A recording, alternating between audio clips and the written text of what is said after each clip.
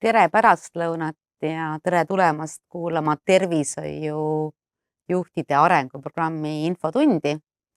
Minu nimi on Ester Eomois ja täna siis räägime sellest programmist ja samuti olen kutsunud ka meile stuudiosse külalised. Me lindistame seda tänast infotundi, nii et saate ka järgi kuulata. Samuti, kui on kellelgi kohe tekib küsimusi või tahate kaasa rääkida ka pärast diskussioonis, pange need küsimused siia chatti ja kui see niisugune ametlikum tutvustus saab läbi, et siis ma nendele küsimustele ka vastan. Aga siis, milline see meie tänane plaan on, millega me teile läheme?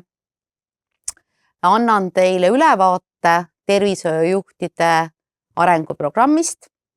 Olen Ester Eomois ja me teeme seda sama programmi juba vaata et 9. korda, nii et sügisel alustab 9. lend. Olen ise selle programmi juht olnud algusest peale ja tänasel hetkel EBS-i õppejõud ja organisatsioonidele koostööpartner ja tervishoiuga olen kokku puutunud natuke otsapidi. Olen olnud mitmete tänaste terviseorganisatsioonide nõustajaks ja juhtide koolitajaks, aga oma taustalt siis töötanud erinevate apteegikettide ja paari erakliiniku juhtkondades, nii et väike arusaamine neist asjadest endal ka kindlasti on. Ning et mitte olla siin stuudios üksi ja tunda ennast hästi ja teil oleks ka huvitavam, siis peale selle ülevaate plaanime ka sellist väikest diskussiooni teemal, mis on väga populaarne, aga tahaks minna natuke süviti ja teemaks on organisatsioonikultuur ja seda just tervishoiu meditsiiniorganisatsioonis ja kutsusin stuudiosse 2 igapäevaselt juhtimisega tegelevat inimest ja meil on stuudios siis Priit Tohver. Tervist. Tere ja Õnne Bartoševitš. Tervist. Ja Priit on siis täna siin ka kui meie selle programmi üks õppejõude ja Õnne on just selle programmi eelmisel lennuga lõpetanud. Aga just täna ütlesin, et ega nii see ei jää, tavaliselt ka lõpetajad löövad kaasa õpetamises. Aga selle diskussiooni juurde me tuleme siis pärast seda ülevaadet. Et natuke räägin siis, kellele see programm on mõeldud ja niisugust nagu laiemat, et tõesti, et see programm on mõeldud eelkõige nendele inimestele, kes täna töötavad siis tervishoiu või tervishoiuga siis ka kaasnevates valdkondades, organisatsioonides ja algselt sai see programm tõuke sellest, et väga paljudes organisatsioonides on keskastme juhid, ka tippjuhid inimesed, kes on õppinud siis meditsiini ja peamiselt tervishoidu, aga mitte tervishoiu juhtimist. Ehk on siis sellise kliinilise suure teadmistega ja on väga palju õppinud, kuidas hästi patsiente ravida ja milliseid raviskeeme välja kirjutada, aga vähem on teadmist, natuke küll kogemus, kuidas inimeste ja protsessidega hakkama saada. Nii et eelkõige see programm on neile, kes on tervishoiu valdkonnas täna keskastme tippjuhid ja nad on saanud väga hea meditsiinihariduse, aga neil ei ole seda juhtimise valdkonna haridust ja kujutage ette, et ma usun ja ka praktika kinnitab, et ka juhtimine on täitsa omaette teadus, et paremini juhtida inimesi ja protsesse, aga seal on oma tööriistad, et tasub seda õppida. Aja jooksul on see natukene ka muutunud, et meil on olnud ka inimesi programmis, kes ei ole tervishoiu taustaga, aga juhivad tervishoiuorganisatsiooni ja on tulnud õppima just sellepärast, et kui me vaadata programmi ennast, et meie lektorite esinejate hulgas on inimesed, kellel on juhtimiskogemus, aga just juhtimiskogemus tervishoiust. Nii et see on, kellele on programm mõeldud, keda ootame õppima. Ma saan ainult öelda seda, et keda me oleme siin läbi nende 8 lennu ka programmis näinud, et on olnud meil alati ka avaliku sektori poole pealt, eelkõige peame siis ministeeriumi või mõne allorganisatsiooni inimesi, on olnud alati keskastme juhte või neid noori juhte, kes on valmis karjääri hüppeks, võib nii öelda, erinevatest meie suurtest haiglatest. Viimastel aastatel on olnud rohkem inimesi erameditsiini poole pealt, nii väiksematest kliinikutest, aga ka suurematest, nii hambaravis, ilukliinikut ja olnud ka tervishoiuga nii öelda piirnevates valdkondades, nagu apteekide poole pealt, farmaettevõtetest ja ka sellistest nagu ühiskondlikest või sellist nagu ühiskondlikest organisatsioonidest. Nii et selles mõttes on see grupp olnud alati päris mitmekesine, mis ongi selle üks suur pluss.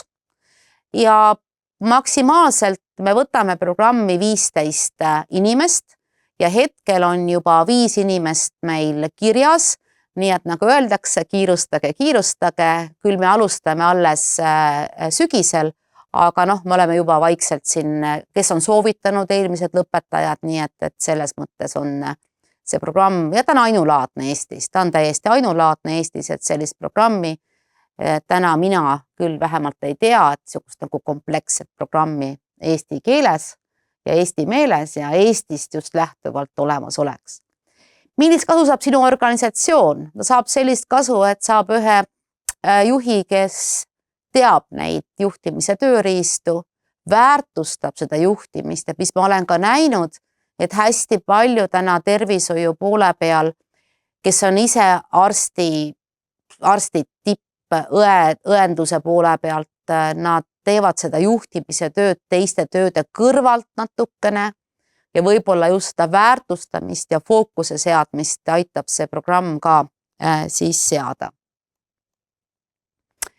No millised on need programmi õpiväljundid, natuke sellest õppetööst ka, et need õpiväljundid on minu arvates alati väga tähtsad, et juhtiva õppejõuna me ka väga jälgime, et ikkagi selle programmil oleks väga selge selline oma suund, et mitte lihtsalt suvaliselt ei ole erinevad loengupidajad või loengud kokku pandud.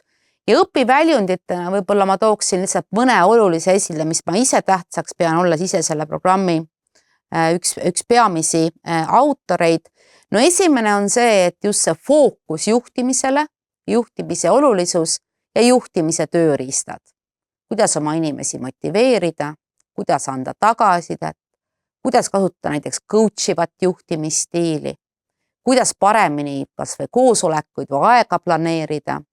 Samuti võtame läbi ka sellised tähtsad strateegia küsimused, strateegia kui selline, aga ka sellest, et milline on sellised rahastamise mudelid ja samuti, et mida meil on siin õppida erinevatest ärimudelitest ka mujalt.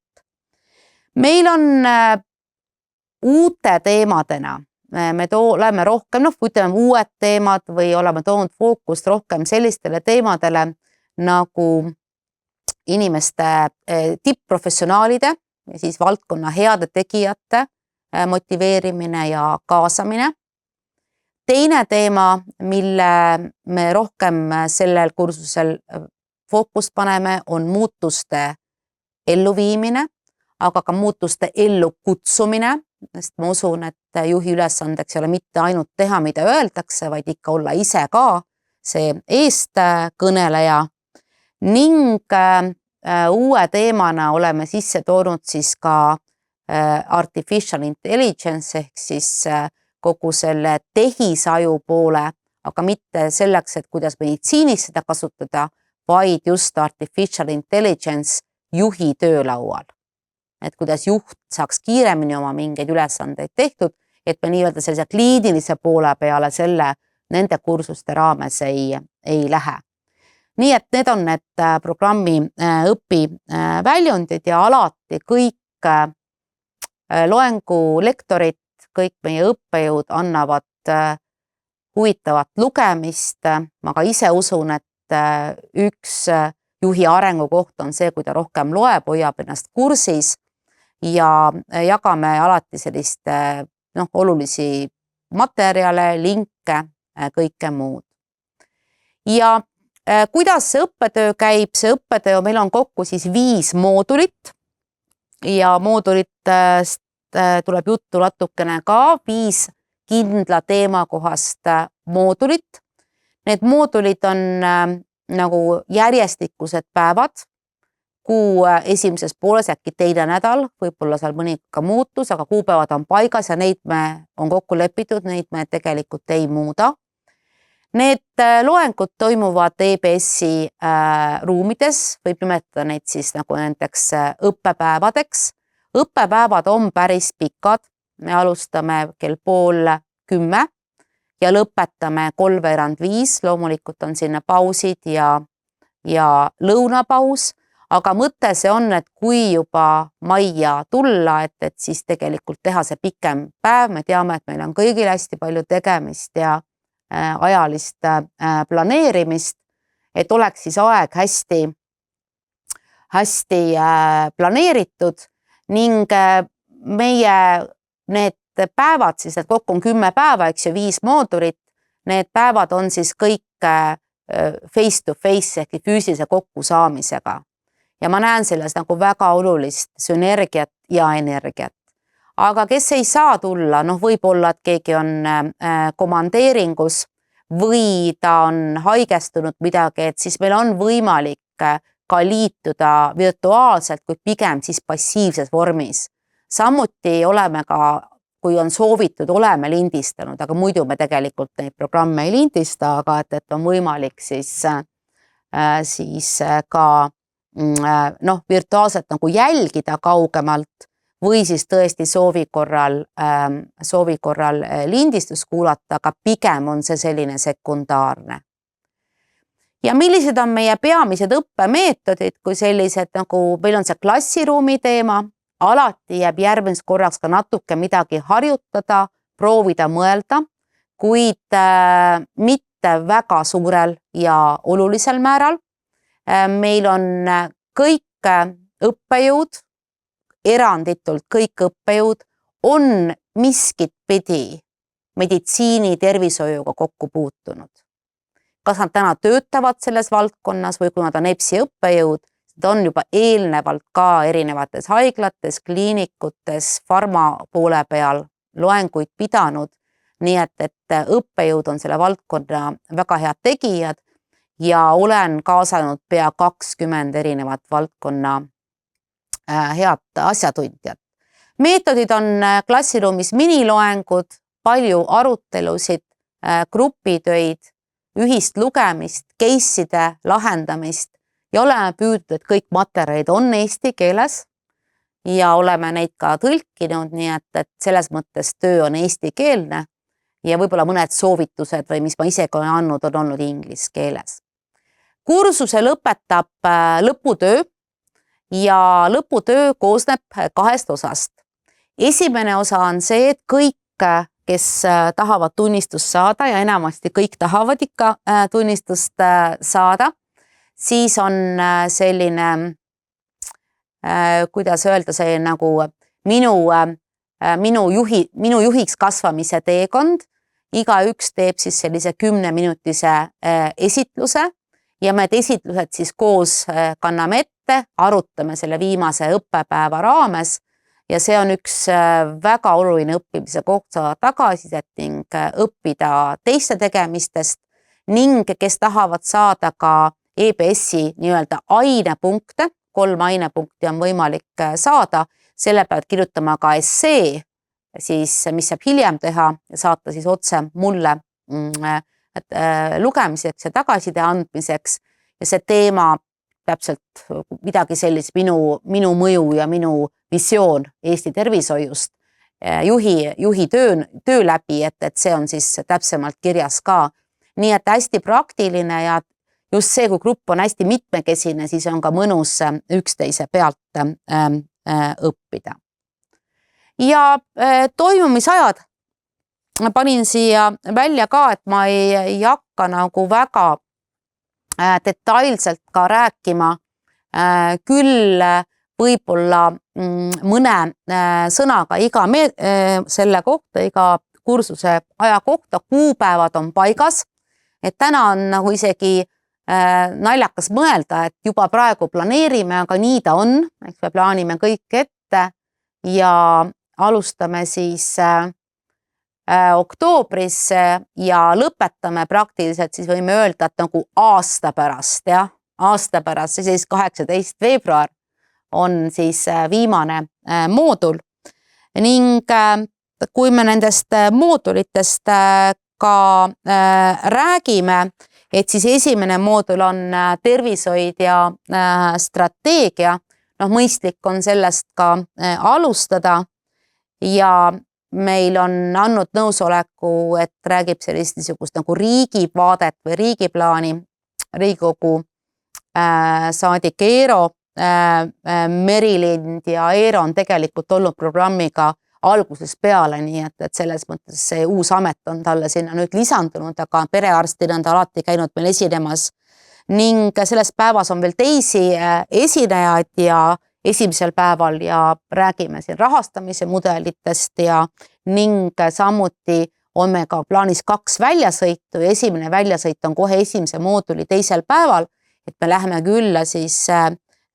Tervisekassasse, kus siis Maivi Parv ja Rain Laane on lubanud avada just seda niisugust nagu nendepoolset vaadet tervishoiule, nii et see esimene moodul annab selle suure pildi.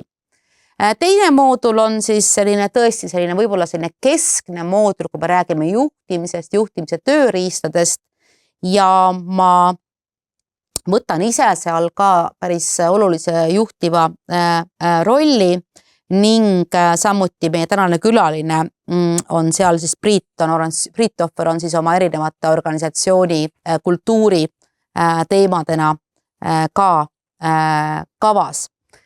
3. moodul on detsembris ja väga olulisel kohal on täna need raviteekonnad, ikkagi teenuse kvaliteet, selle mõõtmine, samuti ka, kui me räägime innovatsioonist, mis see täpsemalt siis tähendab. Meil on tulemas siin rääkima ka Melivast Andreas Aabel, kes räägib sellist nagu erakliiniku ja digitaliseerimise digikliiniku vaadet. Katre Sirel-Perhist räägib meile sellist igapäeva tasandilt, milline see kvaliteet, mõõtmine ja innovatsioon on. Ja Eeva Paalma räägib siis seda poolt, mis puudutab just need patsiendi teekondasid ja nende arendamist. Ja siis on 4. moodulis on meil alati olnud kõikide suur lemmik, on olnud advokaat Ants Nõmper, kes toob meieni õigusliku regulatsiooni tervishoius. Teemaks on ka meditsiinieetika ning uue teemana tõime siis sisse sellel korral tehisintellekti kasutamise tööriistad juhi töölaual. Nii et veel kord kordan üle, et siis just eelkõige, et kuidas juht saaks oma tööd lihtsamaks teha, alates seal koosolekute, kokkuvõtete tegemistest, osad ülesannete automatiseerimistest, memode koostamisest, nõuannetest, kõigest muust. Ma arvan, et kuna see moodul on järgmisel aastal jaanuaris, ma arvan, et me isegi täna ei tea, mis kõik need võimalused võiksid olla. Ja veebruarikuu moodul ehk siis meie 5. moodul on tervishoiu kommunikatsioonist ja suhtlemisest meediaga, samuti partnerite otsimisest ja selles moodulis on meil ka juba aastaid olnud siis meil väga hea koostöö Aive Levandiga, samuti Aive Hiiepuu, ma alati ütlen valesti, et ammu juba Hiiepuu, Aive Hiiepuu, tervitan teda, et kes räägib siis meile tervishoiu kommunikatsioonist ja just sellisest nagu kriisijuhtimise poolest, samuti Inge Suder, kes räägib haigla sisekommunikatsioonist ja uue esinejana olen toonud siis siia Kerli Kedelauk, kes juhtis Covidi aegset Synlabi kriisikommunikatsiooni, et toome siis nagu kriisikommunikatsiooni sisse, vahepeal tundub, et see kriisikommunikatsioon ongi nagu see igapäevane kommunikatsioon, nii et me tõime seda niisuguse nurga alt nagu juurde.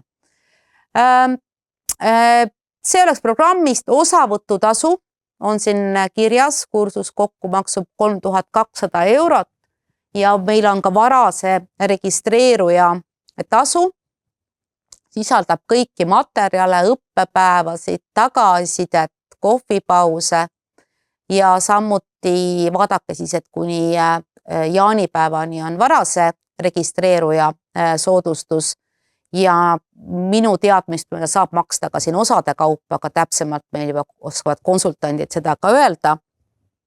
Kui tuleb mitu inimest, et siis on siin ka väike soodustus. Meil on võimalik, siin on ka see link olemas, et kus on võimalik siis ka registreeruda. Lisainfo saab siin meie EBS-i koolituse aadressil on ka telefon ja alati võite ka minu poole pöörduda, kuskil lõpus ka minu aadress on, et tegelikult samamoodi nagu see EBS-i aadress ester.eomois@ebs.ee ja tulen ise täiesti nagu iga kord ka koolituspäevadel kohal neid päevi sisse juhatamas ja nagu tõesti võtan seda programmi väga hingega ja sisulise juhina teen seda programmi ennast. Aga nüüd võib-olla korraks, kui te näitate ka chatti ja kui keegi tahab küsida ka midagi, et kui on tekkinud mõni küsimus, võite ka praegu kohe saab ka vist küsida nii-öelda siia stuudiosse.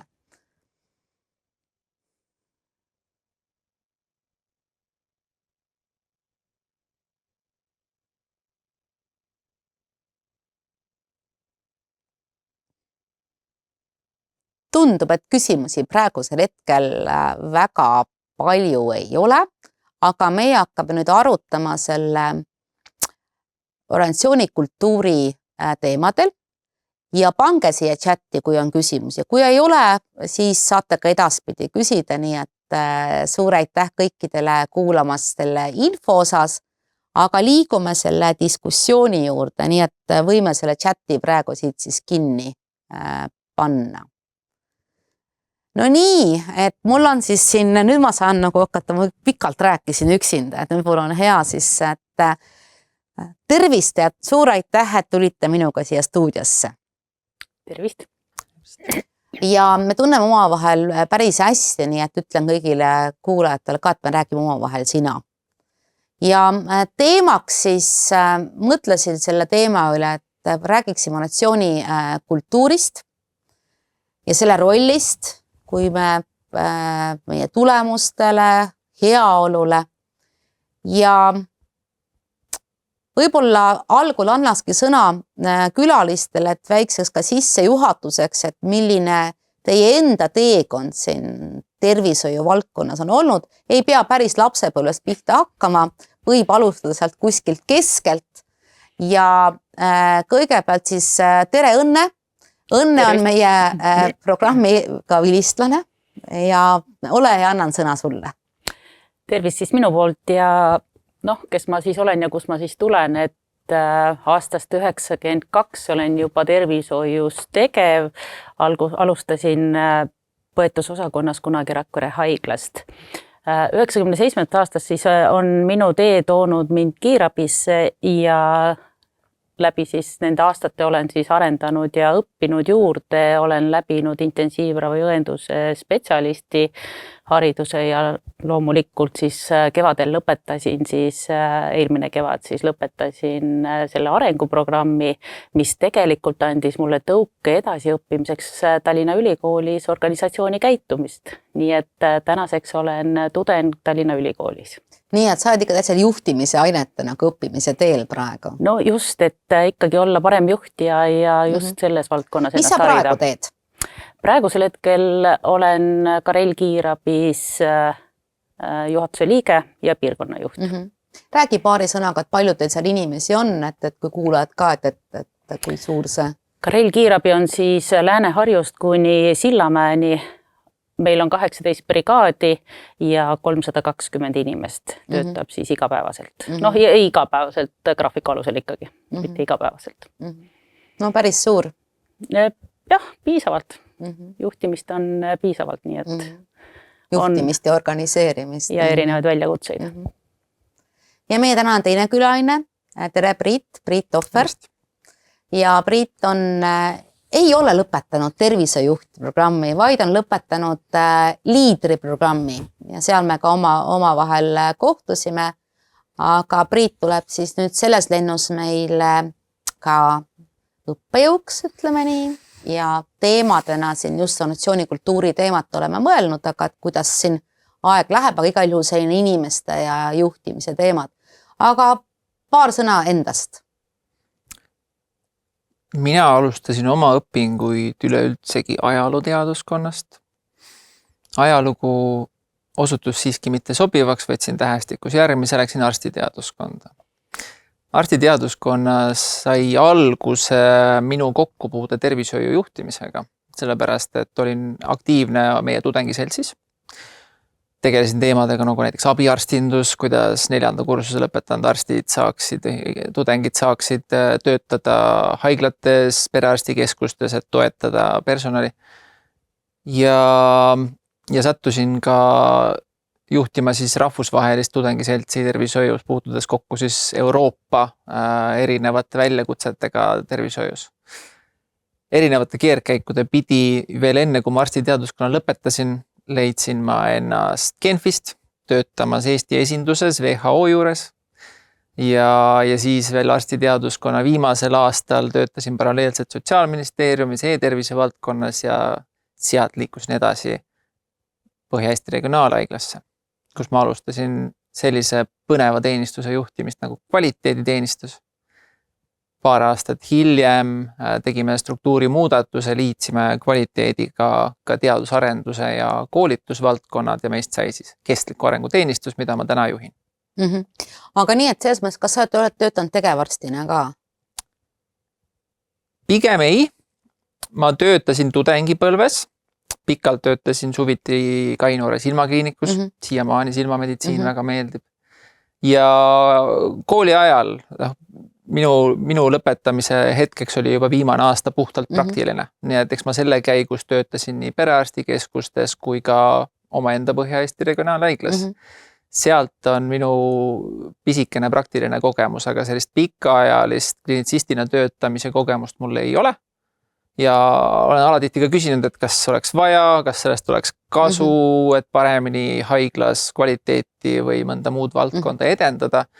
Ja ma järjest tulen tagasi selle veendumuse juurde, et mitte ilmtingimata, sest et haiglad on nii keerulised asjad, erialasid on nii palju, isegi kui mul ühes on kogemus, ma ei tea ülejäänudes ikkagi mitte midagi. Alati peab töötama koostöös teistega. Aga kindlasti see arstiharidus annab palju juurde, et täna seda kvaliteeti nagu juhtida, eks ju. Et selles mõttes on huvitav kombinatsioon, et sul on selline institutsioonide juhtimise kogemus või töötamise kogemus ja teiselt poolt ikkagi kõrgharidus nagu arstina. Sul on laua peal raamat, kuidas arstid mõtlevad. Ma arvan, et kui arstiharidus on midagi mulle andnud, mis mind selle rolli jaoks ette valmistab, siis parem aru saama sellest, kuidas arstid mõtlevad. Ja täpselt, mul on raamat siin laua peal, et ma mõtlesin ka, et meie ikkagi mõnikord me loeme koos mõnikord loeme mõnda artiklit või mingit case'i, aga mul tütar kinkis mulle selle raamatu, kes ei ole ise arst, aga töötab ka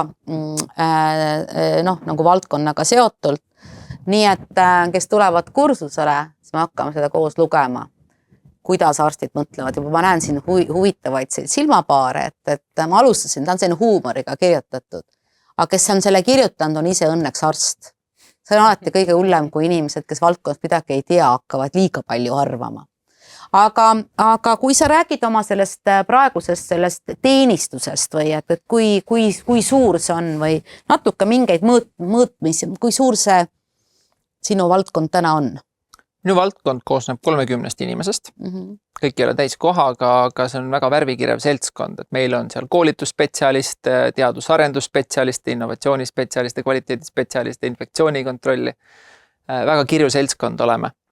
ja teenendame selle võrdlemisi väikese teenistusega siiski 5000 pealist haiglat. Väga suur. Suur kohe kindlasti ja seepärast on ka minu positsioon alustades kvaliteedi juhtimisest kuni minu tänaste valdkondadeni alati olnud, et me peame väga tihedalt koos töötama nende inimestega, kes haiglas igapäevaselt seda ravitööd teevad, sellepärast et tsentraalselt nii suurt organisatsiooni hallata on naljategu, seda ei ole võimalik niimoodi juhtida. Jaa.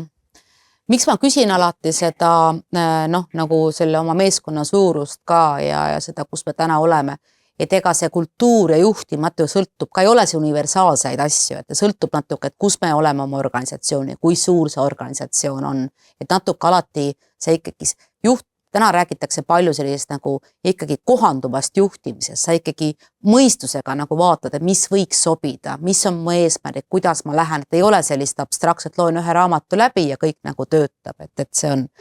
Aga esimene küsimus siis, organisatsioonikultuur, mis see teie jaoks tähendab?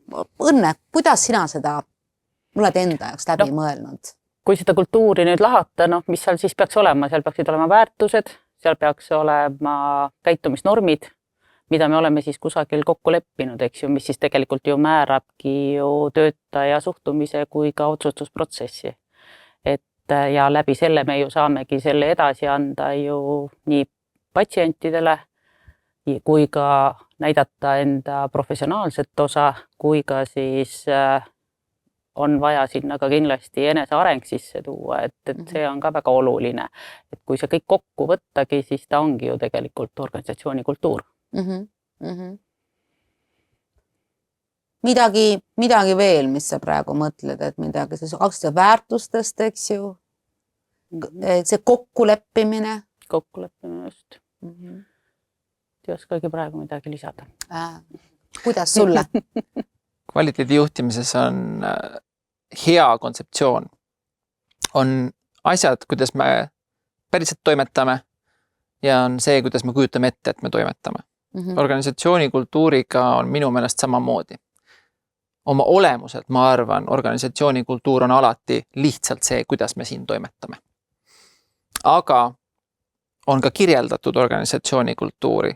Need on tõesti need väärtused ja kokkulepped, mis meil on.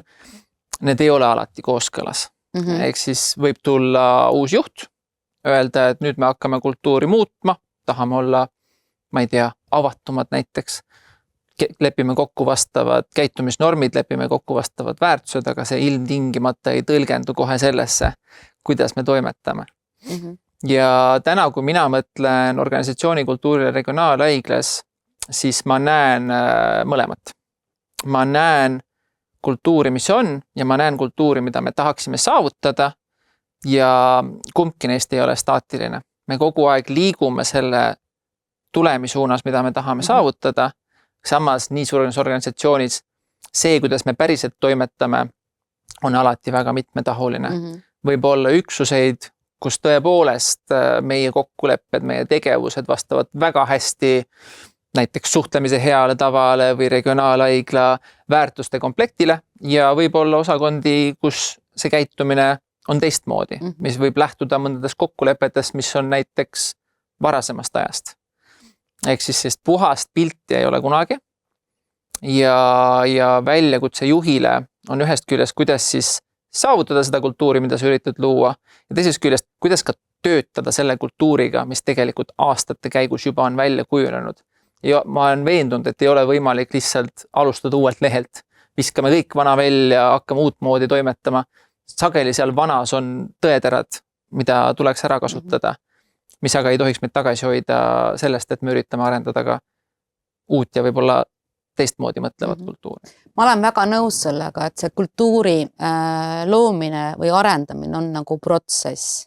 Et ta on pidevas nagu protsessis, et ei ole sellist paber, võime ju kirja panna, et need on need väärtused, eks ju. See on see nagu näiline, et aga mis tegelikult on. Et ta on protsess ja kui me sellest kursusel ka siin muutuste juhtimisest räägime, see on ka väga tihti see, et õudselt tahaks, et see on üks suur vaal. Korra pingutad on ja korra teed ja ongi nagu muutus tehtud, aga tegelikult väikeste sammudega ja vahepeal vajud ka vee alla. Et see on nagu selline oluline koht ka. Aga kui ma küsin, sa pärast tulen tagasi Õnne sinu juurde, küsin selle teie haigla kohta ka, et pluss kui on nii suur organisatsioon, siis on ilmselgelt ka neid nii-öelda all- või subkultuure. Ja öeldakse ka, et mida rohkem on nagu keerulisemad organisatsioonid, kus on rohkem keerulisemad protsessid, eks ju, rohkem ka, mida me räägime tervishoiu poole peal, kui võrrelda võib-olla mõne sellise lihtsama teenusettevõttega, et see on ka rohkem see subkultuure, all. Aga kui sa nagu mõtled, et mis suunas te tahate liikuda, ta ütles, et vaata, et sa oled praegu kuskil, aga et te tahaks nagu, et mis te olete nagu mõelnud, et kus suunas te tahate liikuda? Päris naljakas. Ma õpetan regionaalhaiglas väärtuseid ja väärtuspõhist juhtimist. Ja kui ma küsin regionaalhaigla tulevastelt juhtidelt või ka alustavatelt juhtidelt, mis te arvate, et on regionaalhaigla väärtused? A, esiteks kõik ei tea. B, peaaegu alati pakutakse, et üks meie väärtustest on uuendusmeelsus. Uuendusmeelsus ei ole meie väärtus, aga see on kujunenud kuidagi loomulikult. Me defineerime tegelikult ennast sellise uuendusmeelse tulevikule avatud keskusena ja see, et me ei ole lihtsalt dokumenti sisse kirjutanud seda uuendusmeelsust, on dokumendi probleem, aga kultuur on ammu sinna jõudnud tegelikult, mis on hea näide sellest, kuidas kultuur areneb isegi siis, kui me seda aktiivselt võib-olla ei juhi.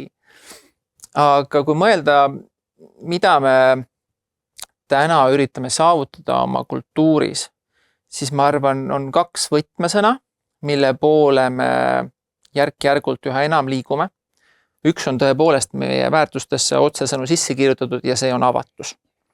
Ehk siis me soovime olla võimalikult avatud üksteisega ja võimalikult avatud patsiendiga. Ja kus see väljendub kõige enam on sellest, kuidas me suhtleme ravivigade ja tervishoiutekkelise kahju ümber. Ehk siis me oleme teinud ikkagi aastaid ja aastaid tööd selle nimel, et meie töötajatel oleks julgust rääkida tervishoiutekkelisest kahjust, sellepärast et see on see, kuidas me õpime ja saame paremaks.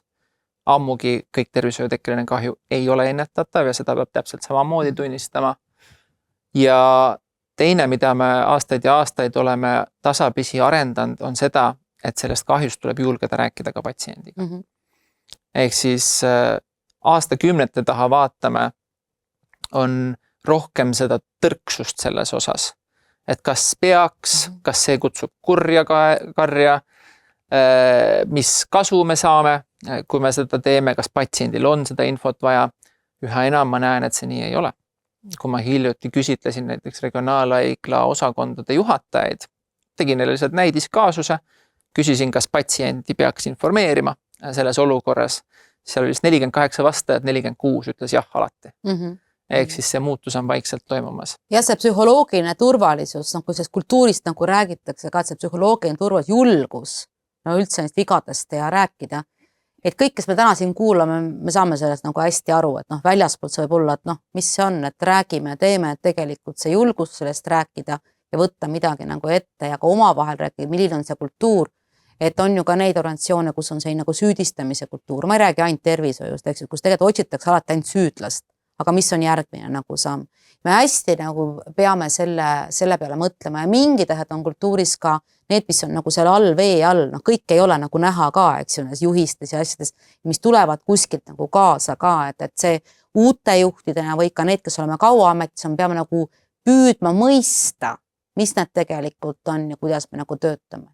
Kuidas Õnne sul Karellis, kuidas teil, mis see organisatsiooni kultuur täna on ja millises suunas tahaksid sa juhina, et te koos liiguksite?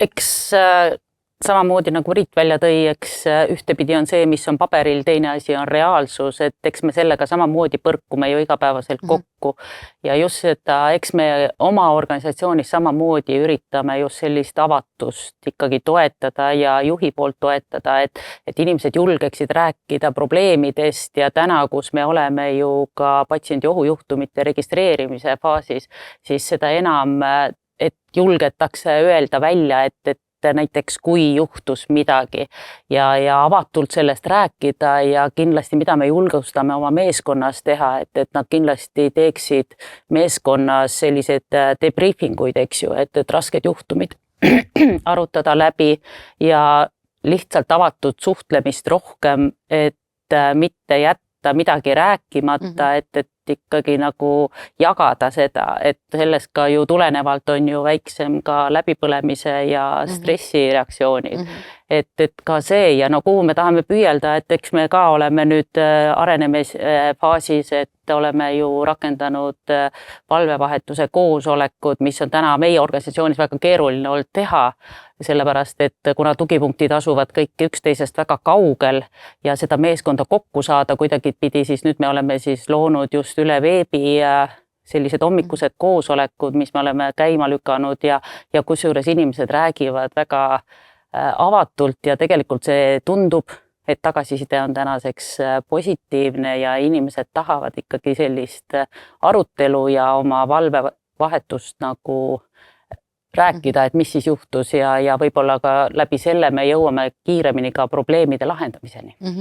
Jah, et on selle kultuuriga on ka nii, et üks on see, et me mingeid asju nagu tahame, eks ju, me nagu paneme eesmärgid, aga juhi või juhtmeeskond peab andma need nagu tööriistad, aitama koos välja mõelda. Mis on see platvorm, kus me seda avatus siis nagu mis on need viisid, nagu sa ütlesid, valvekoosolekud või muud viisid, et tekib see platvorm.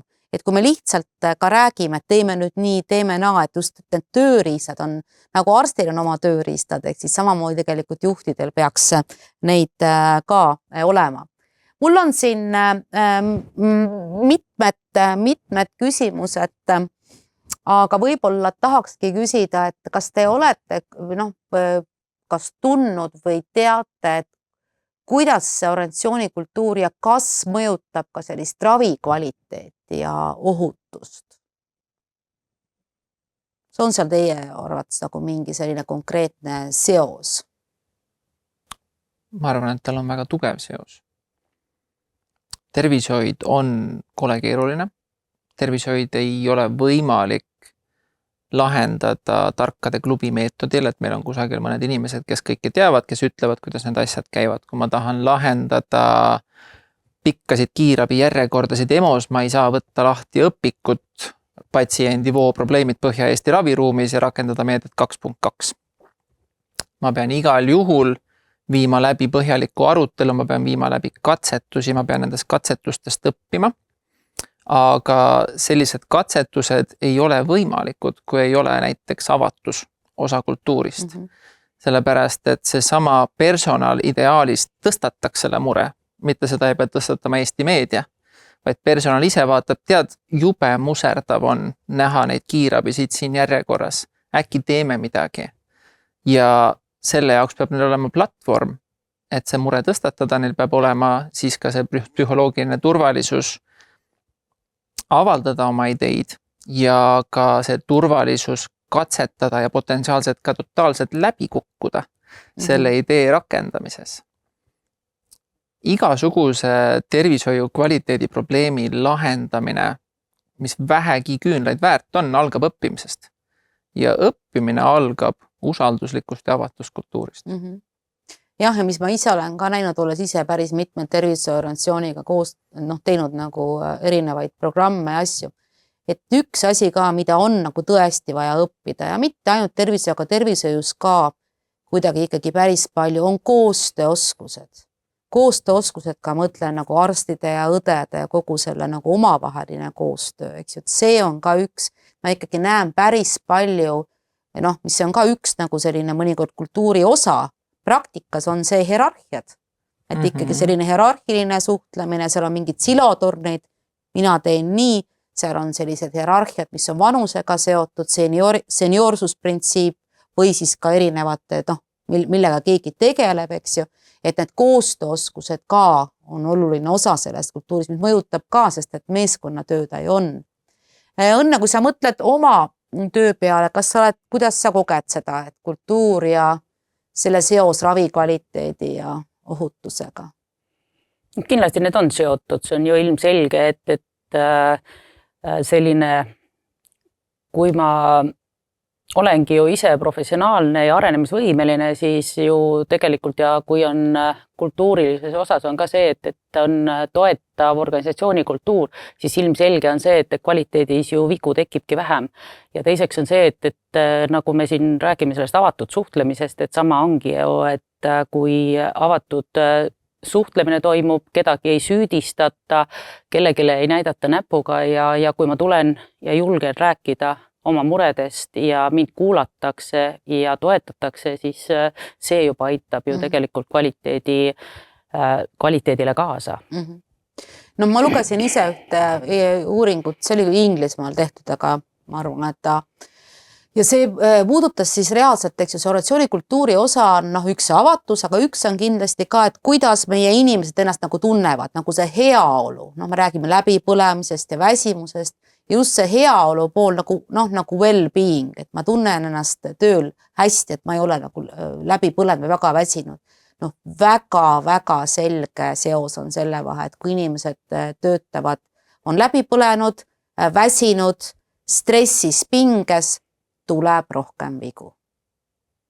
Et see on nagu võib-olla, mina lugesin seda, et kuna ma kuidagi mõnikord nagu näen, et ikkagi kõik tahavad seda patsienti nagu hästi ravida ja kogu see aur läheb selle töö peale, et ikkagi selle inimeste heaolu peale mõeldakse vähem, kuna ressursse on vähe ja tegeleme patsiendi kesksus. Et siis nagu mul on, siis ma nagu olen mõelnud, aga vaadake, et tegelikult need vead hakkavad sealt nagu pihta, et kui oma inimesed on lihtsalt nii üle nagu väsinud. Sul on õigus, et väsimus võib viia vigadeni, aga täpselt samamoodi võivad vead viia väsimuseni. Tervishoid on oma olemuselt kompleksne, vigade rohke. Kui meile meeldib võrrelda ennast lennundusega, siis kahjuks tervishoiul ei ole paljusid neid privileege, mis lennunduses on. Kui mul jääb 3% õenduspersonalist haigeks mingisuguse viiruse tõttu, siis ma ei saa hingamispuudulikkusega patsienti EMO-st ära saata. Kui mul jääb 3% lennunduspersonalist haigeks, ma võin lennu ära jätta. Nii et tervishoius vead tulevad ette ja on vägagi küsimus kultuuris, kuidas me nendesse vigadesse suhtume. Kui kultuur on selline, et vigadest võib rääkida, siis on ka suurem tõenäosus, et me nendest vigadest taastume ja me ei korda neid vigu, me leiame viisid, kuidas neid ennetada. Kui aga kultuur on selline, et viga on sinu enda probleem ja pigem ära üldse räägi sellest, sest jumal teab, mida teised sinust arvavad, siis sa käivitadki selle süü ja häbitsükli, kus sa tegelikult muretsed ja see muretsemine kulutab veel rohkem sinu energiat ja sa teed veel rohkem vigu ja see tsükkel hakkab korduma. Aga minnes nüüd sellise keerata ümber nagu selle positiivse poole peale, et mõelge oma kogemuse peale, oma töö peale, mingi väga praktiline tegevus, mis on aidanud sul oma tiimis luua sellist nagu positiivset muutust ja positiivset kultuuri. Hästi lihtne näide. Räägitakse, et kõige parem on ikkagi õppida ebaõnnestumistest, aga selleks, et õppida ebaõnnestumistest, peab ebaõnnestumistest rääkima. Ma üritasin sisse viia oma meeskonna koosolekutele sellise punkti, ja toome ka välja, mis on meie viimase aja suuremad ebaõnnestumised või õppekohad, et on ju teistel mida õppida sellest. Ja ma isegi mõtlesin välja, et tead, kui keegi midagi välja toob, küll ma siis talle aplodeerin ja küll ma teen sellest suure asja, et võimestada just seda negatiivsetest asjadest rääkimist. Aga ei tulnud muutust. Keegi ei tõstatanud neid küsimusi. Ja siis ma kuulasin Adam Granti podcasti, kes on üks tuntud organisatsiooni psühholoog. Ja ta rääkis mulle uuringust, kus juht peab ise näitama üles haavatavust. Ja kuidas siis ka teised julgevad seda näidata. Ja siis ma proovisin üks päev, ma hakkasin ise rääkima oma ebaõnnestumistest. Iga koosolek tõin välja mingi asja, mis ei läinud sel nädalal nii hästi, kui oleks võinud. Ja ühtäkki hakkas tulema ka teistelt neid näiteid. Ja siis ma aplodeerisin. Aga selleks ma pidin enne ise tegema selle esimese sammu. Jah, väga hea näide. Et nagu, see on meile see arusaamine ka, et juht on see, kes kõike teab, otsustab, eks ta muidugi vastutab ka nõukogu ees reeglina, see nagu selline raudne naine või raudne mees, aga et täitsa okei on noh, ka ise nagu reflekteerida ja rääkida, mis vajavad parandamist. Mõni positiivne õnne Karellist või laiemalt mõni positiivne näide? No, kuna ma ise olen ka ju tegelikult ju ikkagi praktik olnud läbi elu ja eks neid ebaõnnestumisi on olnud siin ja seal, aga samamoodi ikkagi, et just see iseenda haavatavus, see mind ka nagu hästi palju kõnetas, mis Priit välja tõi, et samamoodi, et ma olen ka alati öelnud välja, et kui ma olen ikkagi eksinud, et noh, ega ma ei ole ka ju musternäidis, eks ju, et ongi see, et kui sa juba selle nagu meeskonnas välja tood, siis et noh, ma ei ole ka ilmeksimatu, ka minul on vead lubatud, siis kuidagi võib-olla see autoriteet ka tõuseb teiste silmis, et see ka loob sellise positiivsema keskkonna ja võib-olla inimesed noh, aktsepteerivad sind ka rohkem. Aga kas on raske tunnistada? Sest ma mõtlen, see on ka see areng, juhina areng, eks ju, et mina ise olen olnud apteegi keti poole peal, aga et ma mäletan nagu noore juhina, et ikkagi sa võtad ka mingi rolli, sellise rolli, et enesekindel, sa teed, et hiljem hoopis on jõudnud minuni see, et on täitsa okei ka öelda, kuulge, andke nõu, ma ei tea või see läks täitsa valesti meil. Kuidas sa tunned? No, eks selle abi küsimine on eestlase jaoks ju väga keeruline, eks ju, et kuidas sa lähed ikka abi küsima. No, alguses on keeruline.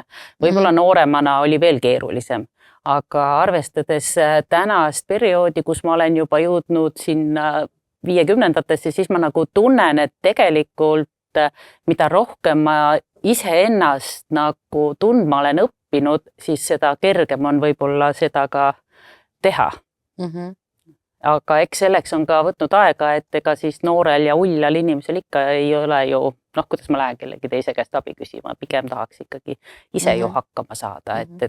Ja just see meeskonna kaasamine on ka tänaseks päevaks, et see õppimine, inimeste usaldamine ja jõuda selleni, et lepime midagi kokku, teeme midagi koos ja kutsuda just inimesi avatult rääkima, et teeme midagi kõik koos ja läheme rõõmsalt edasi, aga mitte seda, et kuidagi pidi üritan ise hakkama saada, eks ju, ilma teisi kaasamata. Et eks see on ka see usalduse koht, et kuidas inimesi nagu õppida rohkem usaldama. Ja see kõik ka see suhtlemine, usalduse loomine, hoidmine, see kõik võtab ka aega. See võtab ka aega, et sellest peame ka töös nagu aega leidma, et see juhtimine on ka see inimestega töö, võtab aega ka.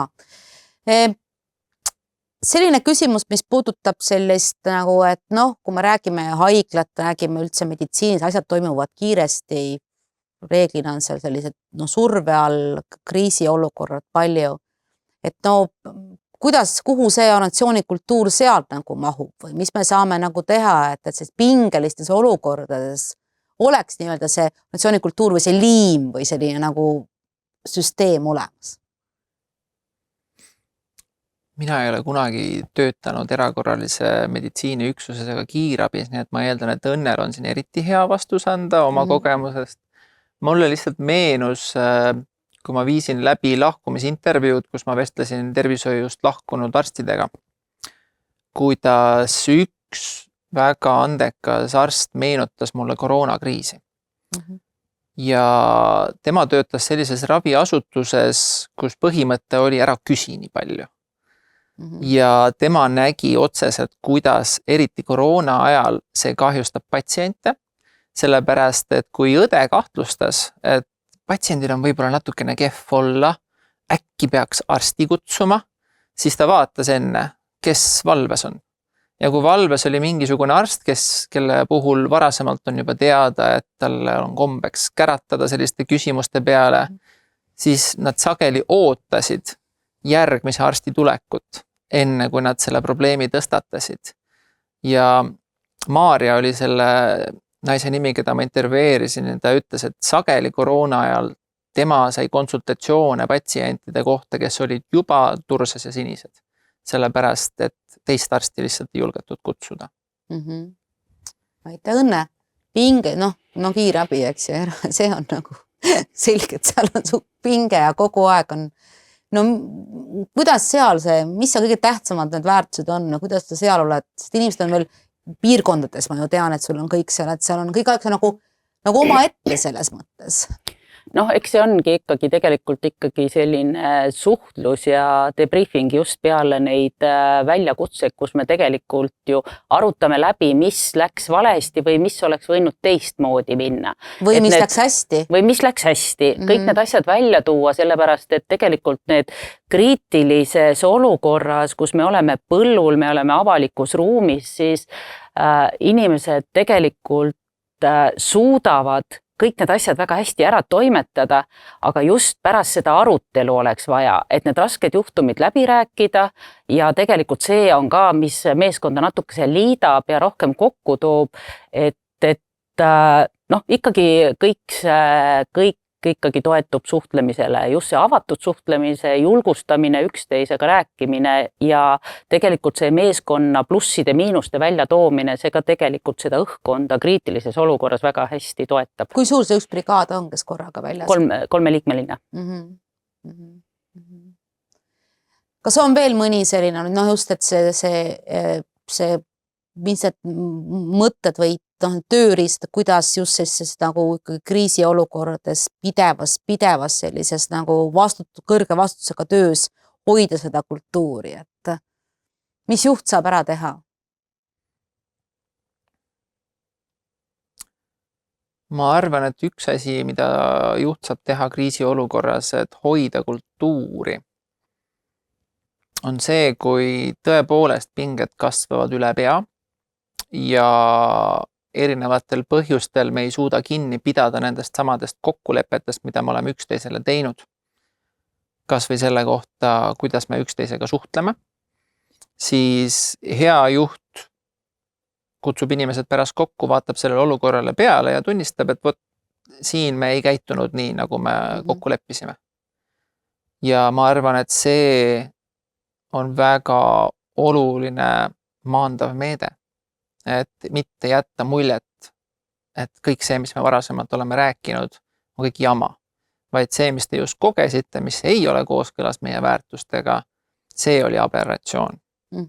Ja mis oli tingitud sellest konkreetsest olukorrast. Et me kõik mõistaksime jätkuvalt, mis ikkagi on see viis, kuidas meil asjad siin peaksid käima ja võib-olla julgustada sealhulgas ka teisi välja tooma, et kui te näete mind käitumas mitte vastavalt nendele väärtustele, et siis te julgete seda öelda. Aitäh, meie aeg läheb väga kiiresti ja tahaksin meie diskussiooni lõpetuses küsida mõlema käest, et mis te soovitate tänasele kuulajale ja ka järelkuulajale, et tervishoiu valdkonna juhile, et kes soovivad luua seda omast kultuuri, mul on siin kirjas see kultuur, mis on, et mis nõuanne annate, et mis ütlen kohe ise vahele, et see, et kui me organisatsioonikultuuriga ei ole tegelenud, see ei tähenda, et seda kultuuri ei ole, et ta on igal juhul olemas, et seda soovitan väga tegeleda, et ta on igal juhul olemas, et ma pole tegelenud, siis ta on ikka seal. Aga kes pole siiani nii teadlikult sellega tegelenud, mis su nõuanne oleks? Kui mina olen õendusjuhtidele rääkinud kultuuri muutmisest, siis ma ütlen, et esimene samm on vaata peeglisse. Ehk siis, kui sul on teatud väärtused, mida sa tahad juurutada oma üksuses, siis kõige esimene küsimus on, kas sina käitud nende järgi. Ja siin tuleb tõesti vaadata sügavale. Ehk siis mitte ainult seda, et me tahame, et kõik oleksid võrdsed ja kõigil oleks võrdne sõnaõigus ja ma olen oma sõnades seda teinud, vaid vaadata ka sellistele asjadele peale, et kas mina annan kõigile võrdselt sõna koosolekutel, kas mina räägin kõikide tööperedega samamoodi või ma kohtlen õdesid ühtemoodi ja arste teistmoodi. Võib-olla vaadata peale ka natukene meie struktuuridele ja traditsioonidele, näiteks päris mitmetes üksustes siiamaani on eraldi arstide ja õdede puhketuba, aga samal ajal räägime, et peaks olema üks meeskond ja üks hingamine, aga ometigi puhkame nagu erinevalt. Sellistele asjadele, ma arvan, tuleks peale vaadata. Ja mis puudutab näiteks avatuse suurendamist organisatsioonis, siis mul on homme aastaaruanne ja seal aastaaruandes ma toon ka välja, et kui ameeriklastel oli niisugune suur eesmärk jõuda Kuule 10 aastaga, sellepärast et see nende meelest aitas neid oluliselt edasi võitluses kosmose ülimuslikkuse suunas, siis meie selline Apollo programm või meie suur missioon on tegelikult ravivigadest rääkimine.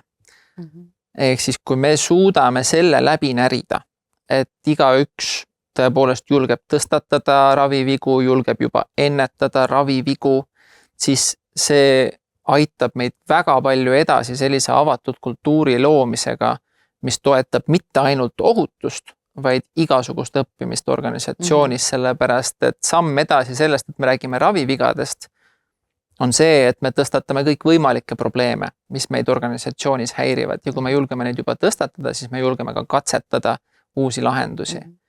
Nii et ma arvan, organisatsiooni arendamise, eriti tervishoiuorganisatsioonis, üks koht, kuhu ma kindlasti vaataksin juhina, on meie ohutuskultuur ja mida ma saan teha selle muutmiseks. Aitäh!